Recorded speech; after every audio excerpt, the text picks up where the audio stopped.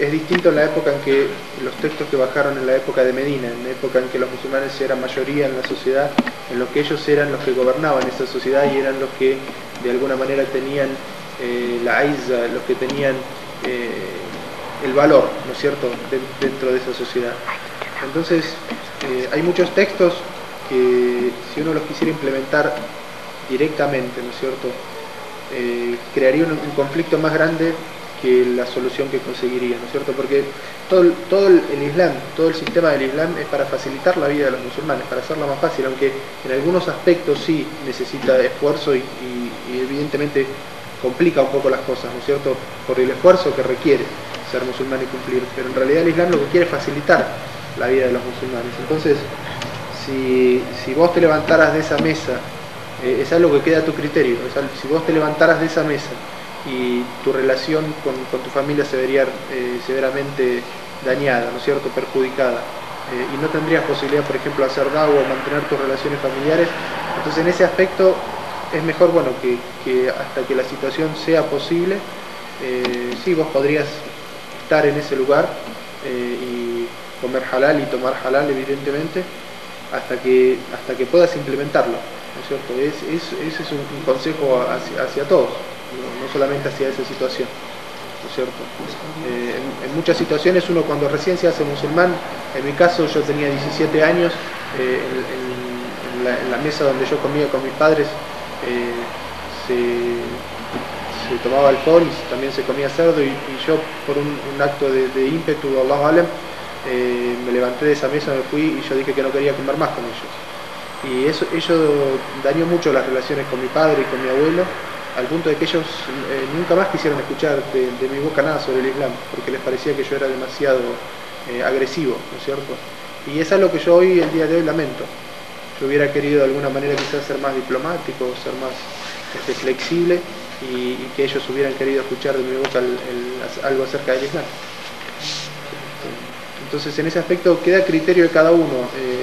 Allah es claramente misericordioso, ¿no es cierto?, y sabe de nuestras situaciones y sabe de nuestra debilidad. Es a Él a quien debemos quejarnos de nuestra debilidad, para que Él fortalezca nuestra fe, fortalezca nuestras situaciones, haga que la gente que está alrededor nuestro escuche sobre el Islam y se guíe, ¿no es cierto? Entonces quizás dentro de un par de años esa misma casa a la que vos fuiste a comer sean todos musulmanes y solamente se consuma halal, ¿no es cierto? Y es el objetivo que todos deseamos, ¿no? No solamente, o sea, que vos no comas mañana en esa mesa, sino que dentro de un par de años en esa casa sean todos musulmanes.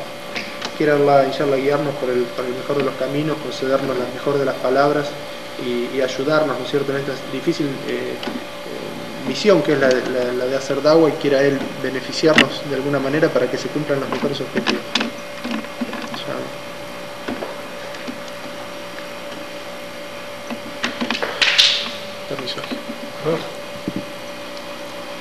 ¿Quieres un refresco? ¿No le puedes traer un refresco? Sheikh, sí. En el Islam se puede hablar con Alá, o sea, como hacen los cristianos que hablan con su Dios, o solamente mediante la oración. El profeta sallallahu alaihi wasallam dijo, cuando el creyente hace el takbir, ¿cierto?, dice Allahu Akbar para iniciar su oración, es como si estuviera usa la palabra najwa, que significa un diálogo íntimo, ¿no es cierto?, un diálogo secreto. Es como si el creyente estuviera en un diálogo secreto con su Señor, ¿no es cierto? Y fíjense que como dua, Surat al-Fatiha encierra lo mejor que uno podría pedir para este mundo y para el otro, ¿no es cierto? Y asimismo en la oración uno puede en el suyud, ¿no es cierto?, hacer todo el dua que quiere. Es el momento en que el siervo está más cerca de su Señor. Entonces cualquier cosa que vos quieras pedirle, cualquier cosa que quieras contarle a tu Señor, o sea, sobre tus debilidades, tus penas, tus necesidades, tus anhelos, ese es el mejor momento, ¿no es cierto? Evidentemente en cualquier momento del dua que uno quiera hacerlo, pero el mejor momento es el momento del suyud. Sí, uno, el profeta sallallahu alaihi wasallam en muchas situaciones era como que dirigía palabras a Allah, ¿no es cierto?, como que hablaba, como que dialogaba con él, ¿no es cierto? Fíjense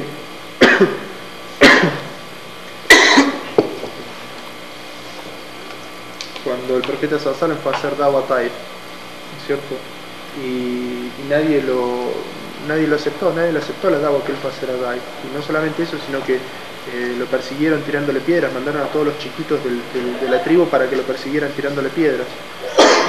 El profeta sallallahu alaihi wasallam salió muy como muy triste, ¿no es cierto? Y mientras hacía el camino de vuelta hacia la Meca, Taif es una ciudad que queda a unos 80 kilómetros de la Meca. Mientras hacía el camino de regreso, se paró en un lugar, lloró y elevó sus brazos y dijo: oh Allah, ¿a quién me abandonas? Oh Allah, ¿a quién me abandonas? ¿Acaso fue por una debilidad mía, por un error mío, me dejas rendido a las manos de mis enemigos? Si no es que he entrado en tu ira, si no es que te has enojado conmigo, nada de lo que me hagan mis adversarios me puede molestar, ¿no es cierto? Sería más o menos la traducción así de este hadith, pero es un diálogo, es una confesión que hace el profeta sallallahu alaihi wasallam a su Señor, en la que quiere hablar con él, en la que le transmite su pena, ¿no es cierto? Y espera de él una respuesta, ¿no es cierto? Eso es algo que todos hacemos. No sé si contesto bien a tu pregunta.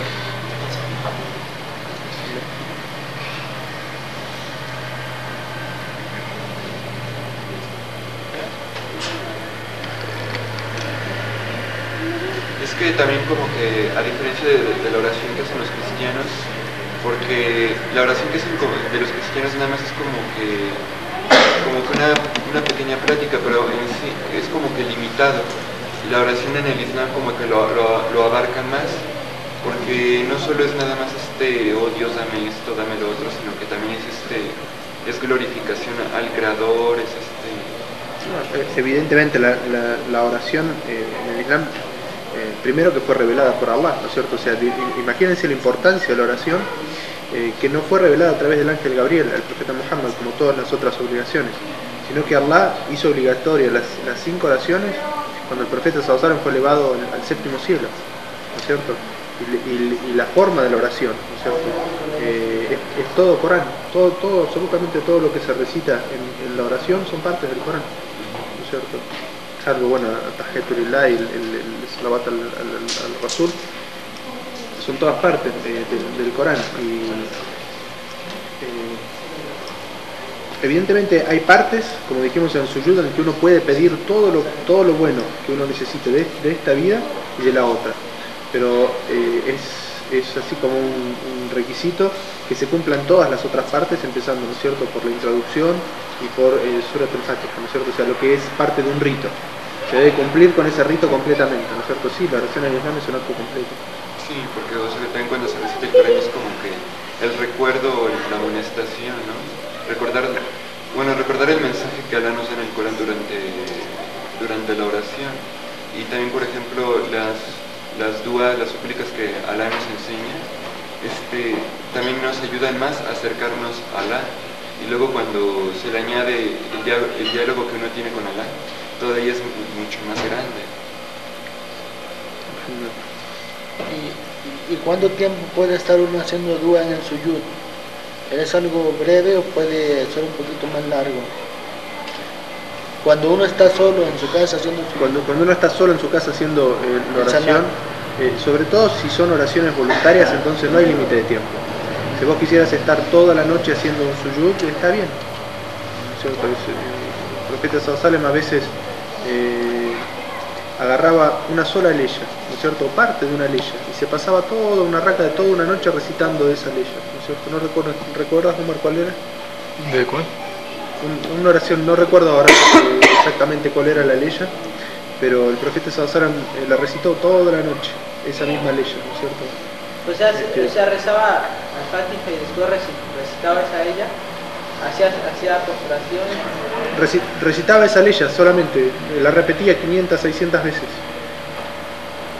Era una leya que le causaba al profeta sallallahu alaihi wasallam mucha